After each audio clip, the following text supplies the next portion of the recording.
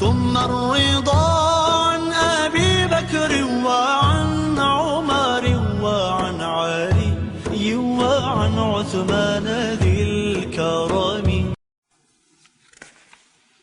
اب ایک اگلا ریفرنس دے رہا ہوں. اہل تشیع حضرات کی بہت بڑی معتبر کتاب ہے، تفسیر کی کتاب البرہان فی تفسیر القرآن. البرہان، اس کے مصنف ہیں سید ہاشم بن سلیمان بن سید اسماعیل بن سید عبد الجواد الحسینی البہرانی. 1107 ہجری میں ان کا انتقال ہوا. اس تفسیر کی کتاب کا اور چھپی ہوئی ہے قم سے، مطبع علمیہ قم. مطبع علمیہ قم کی چھپی ہوئی تھی. میزان بھی ایران کی چھپی ہوئی تھی. تمام کتب جن کے ریفرنس دے رہا ہوں یہ سب قم اور تہران کی چھپی ہوئی. 1393 ہجری کا مطبوعہ ہے. طبع جو میرے پاس ہے اس وقت مطبع علمیہ قم کا، اس کی دوسری جلد ہے اور طبع ثانیہ ہے، سیکنڈ ایڈیشن ہے یہ. اب اس آیت کریمہ کی تفسیر میں وہ بیان کرتے ہیں کہ آقا علیہ السلام نے سیدنا صدیق اکبر رضی اللہ تعالیٰ عنہ کو کشف بھی کرایا غار ثور میں. ان کی آنکھوں پر ہاتھ رکھا اور انہوں نے دیکھا سیدنا ابو بکر صدیق نے کہ حضرت جعفر بن ابی طالب اور ان کے لوگ دریا میں آ رہے ہیں، سمندر میں کشتی میں سوار آ رہے تھے. ان کو وہ منظر دکھایا اور مدینہ طیبہ میں انصار جو انتظار کر رہے تھے آمد مصطفیٰ کی، تو غار ثور سے بٹھا کر مدینہ بھی دکھا دیا. یہاں ایک بڑی دلچسپ روایت بیان کرتے ہیں صاحب برہان صفحہ 126 پر اسی آیت کے تحت. اور سید رضی، یہ سید رضی ہیں جو مؤلف اور مرتب ہیں نہج البلاغہ کے، وہ اپنی کتاب الخصائص میں روایت کرتے ہیں. الخصائص میں، اور بیان کرتے ہیں کہ یہ اسناد مرفوع کے ساتھ ہے. بس آگے میں نے آپ کو عرض کیا تھا کہ ان کے یہاں بالعموم روایت کو، سند پوری کو، روات کو بیان کرنے کا رواج نہیں، بس لکھ دیا کہ اسناد مرفوع کے ساتھ روایت کرتے ہیں. اور راوی جو ہیں سید رضی ہیں لکھنے والے اپنی کتاب الخصائص میں. کہتے ہیں کہ مولا علی شیر خدا امیر المومنین سیدنا علی رضی اللہ تعالیٰ عنہ کے ایک شاگرد نے، آپ کے مصاحب میں سے ایک کسی نے پوچھا، این کنت حیث ذکر اللہ نبیہ و ابا بکر ثانی اثنین اذ فی الغار اذ یقول لصاحبہ لا تحزن ان اللہ معنا.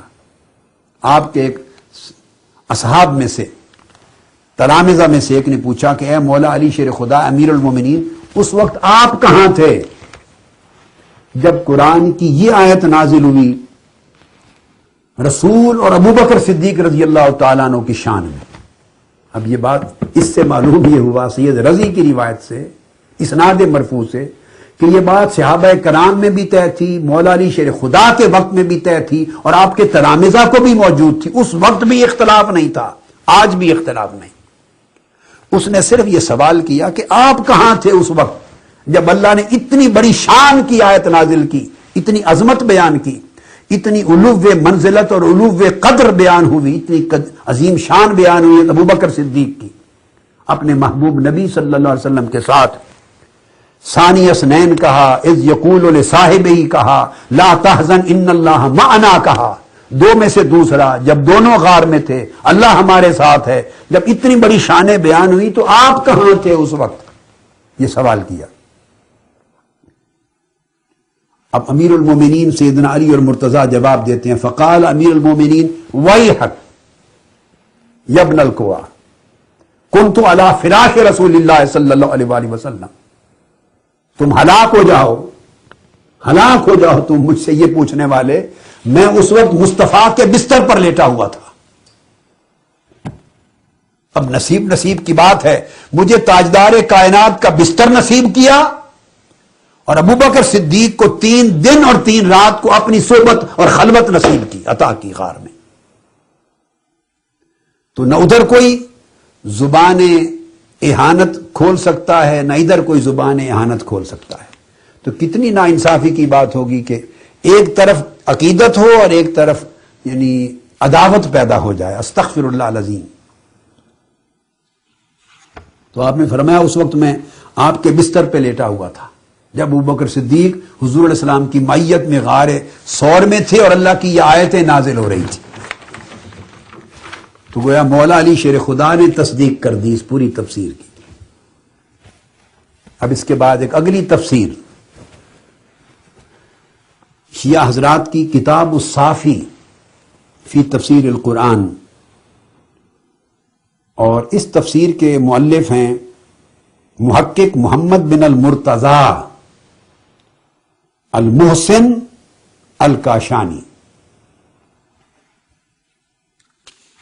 یہ بھی 11ویں صدی ہجری کے بڑے جلیل القدر شیعہ مفسرین میں سے ہیں.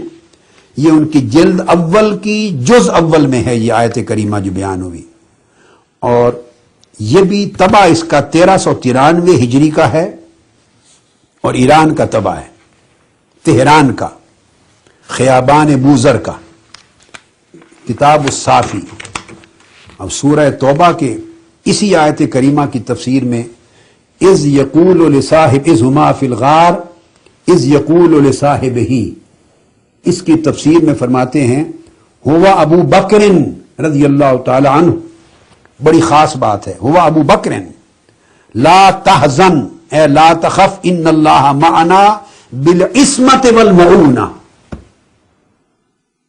اے ابو بکر غم نہ کر، خوف نہ کر، اللہ ہمارے ساتھ ہے، یعنی اس نے ہمیں اپنی عصمت اور اپنی مدد کے ساتھ اپنی حفاظت میں لے لیا ہے. تو گویا اب یہ کتاب الصافی شیعہ حضرات کی تفسیر کے تحت سیدنا صدیق اکبر رضی اللہ تعالیٰ عنہ کو اللہ نے اپنی عصمت و معونت کی حفاظت عطا کی. تو جس صحابی رسول کو اللہ اپنی عصمت اور معونت کی حفاظت عطا کرے اس کے قدموں میں کبھی بھی زندگی تا دم حیات تزلزل آ سکتا ہے. اور یہ جو بات ہے آگے پھر آپ کی شیعہ حضرات کی ایک جلیل القدر کتاب ہے کتاب الکافی. کتاب الکافی بہت بڑی اصول میں سے ہے، ان کے اصول اربع میں، جیسے ہماری سیاستہ ہیں اور بخاری مسلم کا درجہ ہے اس درجے کی کتاب. اس میں عن الامام باقر علیہ السلام. اب اس آیت کی تفسیر میں سیدنا امام محمد الباقر علیہ السلام کا قول روایت کیا ہے، اور فرماتے ہیں کہ ان رسول اللہ صلی اللہ علیہ وسلم اقبل یقول لابی بکر فی الغار اسکن فإن اللہ معنا. حضور علیہ الصلوۃ والسلام نے اپنا چہرہ مبارک حضرت ابو بکر کی طرف کیا اور چہرہ مبارک کر کے فرمایا ابو بکر بالکل اطمینان سے رہ، سکون کر، اللہ ہم دونوں کے ساتھ ہے، اللہ ہم دونوں کے ساتھ ہے. انہوں نے بھی سیدنا امام باقر علیہ السلام نے بھی تصدیق کی، اور اللہ کی یہ جو سکینت ہے اور معیت ہے اس میں حضور علیہ السلام کے ساتھ سیدنا ابو بکر صدیق کو شریک کیا، یہ امام محمد باقر علیہ السلام. اب یہ قرآن کا بیان ہے اور تفسیریں ائمہ اطہار اہل بیت کی ہیں، کتابیں شیعہ حضرات کی ہیں تفسیریں. جب اس میں ابو بکر صدیق رضی اللہ تعالیٰ عنہ کو آقا علیہ السلام کے ساتھ اللہ اور اللہ کے رسول کی معیت بھی حاصل ہے، عصمت بھی حاصل ہے، معونت بھی حاصل ہے، حفاظت بھی حاصل ہے، سکینت بھی حاصل ہے، استقامت بھی حاصل ہے،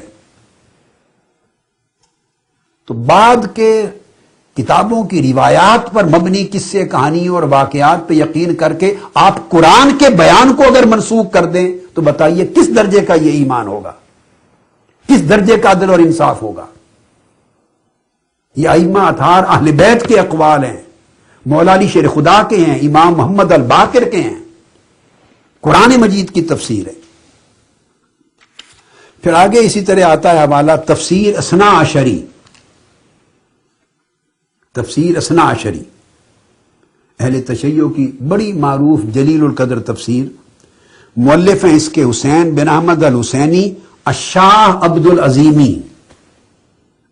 تہران کے پاس شاہ عبدالعظیم مزار بھی ہے.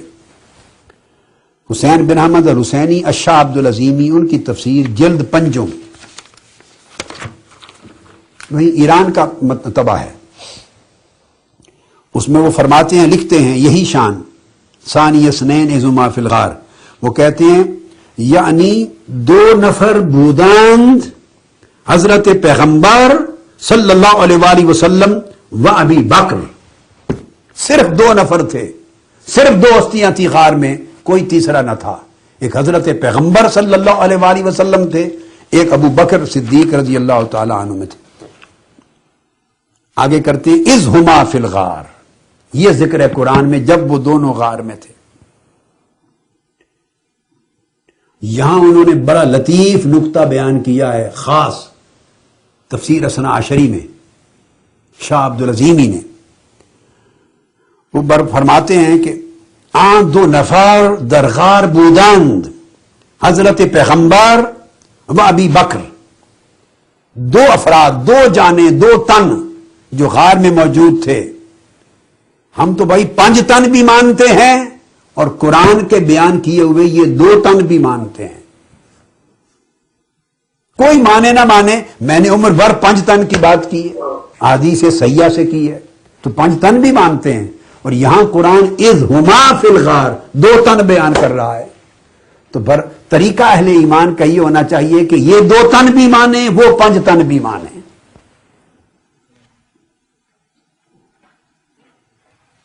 اور وہ آگے بیان کرتے ہیں بڑی خاص بات، درآں حال نصرت فرمود حق تعالی پیغمبر صلی اللہ علیہ وآلہ وسلم را منفردن از ہر شئی مگر ابی بکر.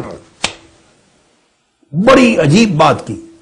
انہوں نے کہا کہ اس مقام پر اللہ تعالیٰ نے جو اپنی نصرت بھیجنے کی بات کی، اپنی مدد کی، اپنی سکینت کی، اپنی معیت کی، اللہ نے اپنی نصرت کی، سکینت کی، معیت کی جو بات کی، وہ رسول اللہ صلی اللہ علیہ وآلہ وسلم پر اتاری اور اس کو ساری کائنات کے نفوس سے، کائنات انسانی کے جملہ افراد سے منفرد جدا کر دیا. صرف اور صرف اس میں شریک کیا ابو بکر صدیق کو. دیکھ لیں، اب یہ میرا کلام تو نہیں ہے، میں پھر دوہرا رہا ہوں. اہل تشیع حضرات، نوجوان نسل، پڑھے لکھے لوگ، میں نے آپ کو عرض کیا سنیت اور شیعیت کو تھوڑی دیر ذرا ایک سائیڈ پہ رکھ لیں، ٹیبل پہ رکھ لیں، ایک سائیڈ پر ذہن خالی رکھ لیں اور تفریقے کے ماحول سے نکل کر خالی و ذہن ہو کر قرآن اور قرآن کی تفسیر ائمہ اطہار اہل بیت کی زبان سے، کتب شیعہ سے، بس اس کو سنیے. یہ تفسیر جو میں نے آپ کو حوالہ دیا ہے، تفسیر اثنا عشری جلد 5 حسین بن احمد الحسینی الشاہ عبدالعظیمی، وہ کہتے ہیں کہ اللہ نے جو مدد و نصرت و معیت و سکینت اتاری اس وقت، اسے منفرد کر دیا، ساری کائنات کے ہر فرد کو اس سکینت خاصہ سے الگ کر دیا، تو صرف مصطفیٰ پر اتاری اور شریک کیا پوری دنیا میں فقط ایک فرد کو، ابو بکر صدیق کو، حضور کے ساتھ ان کو خاص کر دیا. تو جس کو اللہ نے ساری کائنات سے جدا تنہا یک تن کو مصطفیٰ کے ساتھ جوڑا، ہم حضور کے وصال کے بعد اسی کا ہی پھوڑنا ثابت کرنا چاہتے ہیں، تو یہ قرآن کی تکذیب نہیں تو اور کیا ہوگی.